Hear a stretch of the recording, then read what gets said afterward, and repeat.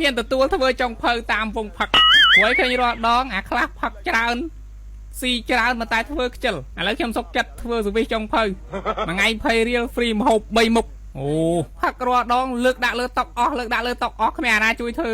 អាខ្លះទៀតឲ្យធ្វើមន់ស៊ីវាថាវាអត់ហ៊ានអាកឲ្យខ្លាចឈាមដល់ពេលធ្វើឆ្អិនមាត់វាដូចដង្ហាលហាត់រីចឹងស៊ីមន់អស់5ស្រា2ប៉ុងអត់ដល់និយាយត្រូវមិនជួបចឹងរាល់ឆ្នាំហ្នឹងអាខ្លះផឹកតែក្រូចតែលួចកវលកំប៉ុងវាថាត្រូវមែនហ្នឹងខ្លះទៀតឲ្យតែអស់ម្ហូបសវឹងហើយអូយបានអូនដល់ឈប់និយាយទៅណាអាសេរីសវឹងឡំបាយជើងទៀតតែនិយាយត្រូវប៉ុន្តែរត់ដងបងវាអាសាចឹងដែរណាពេលខ្លះបានសំដៅឈ្មោះអាណាទេ